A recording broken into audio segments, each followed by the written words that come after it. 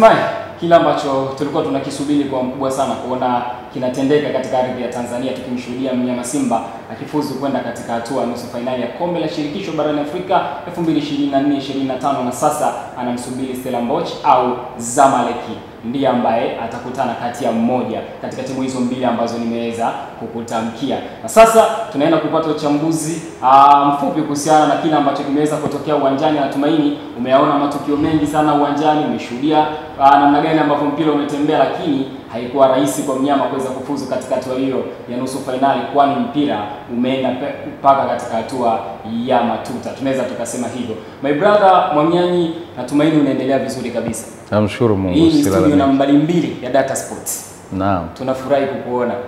Mimi pia nafurahi. Na tabasamu lako linamaanisha kitu. Uhai. Umefurahi kama Watanzania wengine kuhusiana na hichi ambacho mnyama ameweza kukifanya?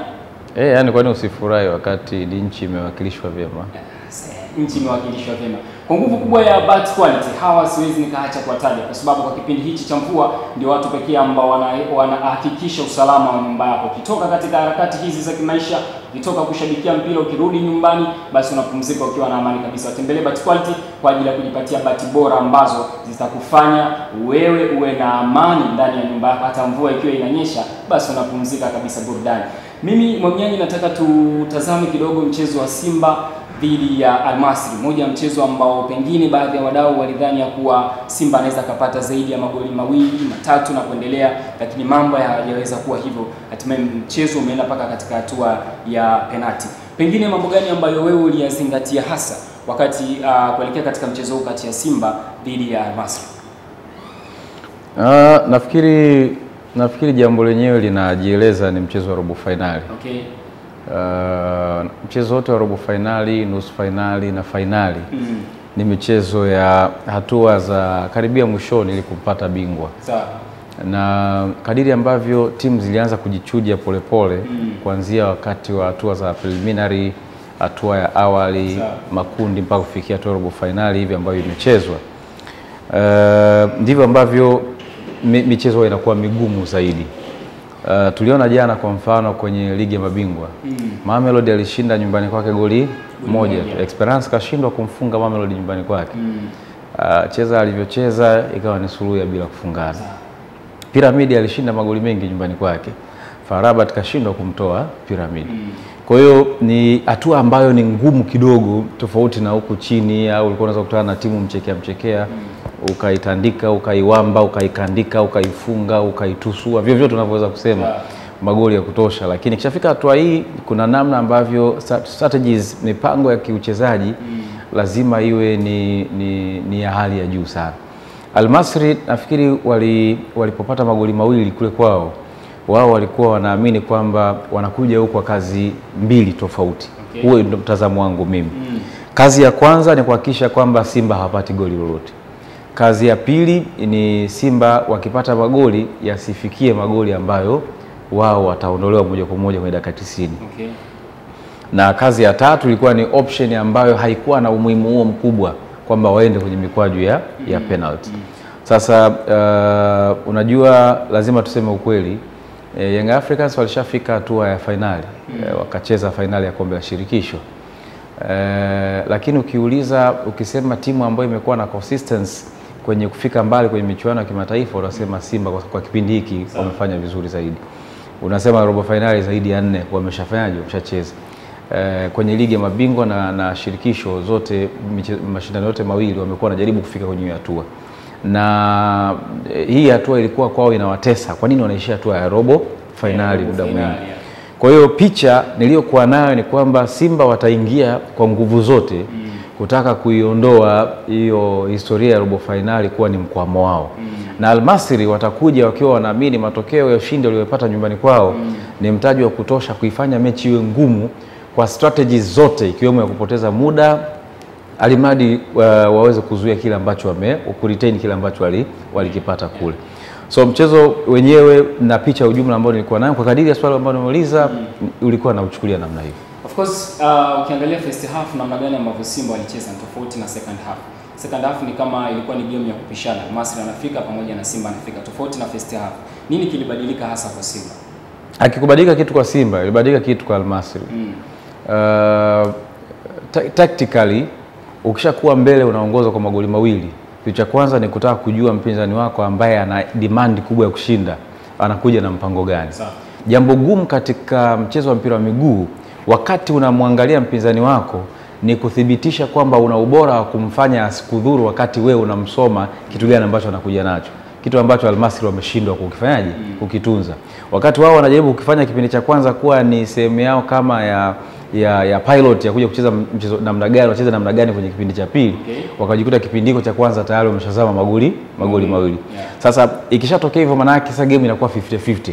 Ili kuua mchezo, kwa sababu tayari wao washapata magoli mawili na Simba washapata magoli mawili, aggregate magoli 2-2, wanalazimika kuwa frustrate Simba kwa kupata goli jingine. Kiasi ambacho wangepata goli jingine Simba wangekuwa na mlima kufunga magoli mangapi? Mawili zaidi. Ndio maana unaona sasa wanatoka nyuma wanafanyaje? Wanakuja kutaka kuwashambulia Simba. Nafikiri kuna ladha ya ile flowing ya mpira tumeikosa kwa sababu pengine ya uwanja kutokuwa katika hali bora baada ya mvua kunyesha. Mimi naamini kwa mtazamo wangu hii mechi itakuwa iishe ndani ya dakika 90. Tumeona namna gani ambavyo pia endurance ya wachezaji imeteseka, wamepata shida.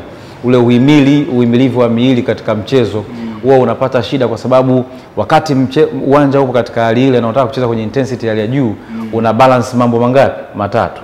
Una balance mwili wako usiumie, una balance control ya acceleration ya mpira, na una balance pia flowing ya kile unachokifanya ifanyaje iendelee kutokea. Haya mambo yote yanafanyika, source yake kubwa ni kwenye brain, kwa maana kile ambacho inatafsiriwa kwenye mazingira. Kwa hiyo hypothalamus, sehemu ya tezi ambayo inapeleka taarifa kwamba kwenye mwili wako kama ni mfumo wa misuli, masculine system ipokee, ipeleke hichi, automatically itaruhusu vijichumba vyako vya nishati, glycogen stores, vifunguke kwa ajili ya kutoa nishati kubwa zaidi. So kwenye akili unatumia nguvu, kwenye misuli unatumia nguvu. Kwa hiyo zile dakika 90 zinakuwa dakika 90 za mateso. Ndio maana unaona ikishafika dakika 70 lolote lilikuwa linaweza kufanyaje kutokea. Sasa walimu wanaweza kawa wanaangalia, nikiwatoa wachezaji ambao wapo labda ndani ya uwanja tayari wameshapata ile winning mentality, ile struggling mentality, ile fighting mentality, nikimuingiza mchezaji mwingine atakuja na hiyo katika piki ambayo wenzake wameshaichukua, au atakuwa chini. Akija chini maana yake tumeruhusu mianya wao walio juu yetu ambao walikuwa kwenye uwanja waweze kutuzidi na kutufunga. Ndio maana wengi wanaweza kumlaumu Fadlu afanye substitution, afanye nini, lakini kwenye football kuna vitu vingi kabla ya kufanya substitution, hasa kwenye michezo ya maamuzi kama hii. Lakini vivyo unaweza kufanya maamuzi ukapunguza idadi ya watu wanaweza kupiga penalti vizuri, ukajikuta wakati wa mwisho hatua kama imetokea huna mtu ambaye anaweza kupiga penalti. Tumeona bara kadhaa kuna walimu wamefanya mabadiliko dakika za mwishoni kwa ajili ya watu kwenda kupiga penalti, ama ni kwa walinda milango au wachezaji, na hao ndio wamekosa hizo penalti. Kwa nini? Joto ambalo lilianza kwenye dakika ya kwanza hawajalipata. Wao wamekuja na mentality ya kupooza kwa sababu ya dakika ambazo wamezicheza. Kwa hiyo nafikiri kwa nini Al Masry walikuja kuona kama wanakuja kipindi cha pili, ni game plan na tactical plan lazima ilikuwa ibadilike kwa sababu tayari wako nyuma magoli mawili ambao walikuwa sasa ni 50-50 na wanataka kupata goli wakati wote. Ni uchambuzi kutoka kwa Wanyanya akitueleza kuhusiana na kile ambacho kimeweza kutokea uwanjani.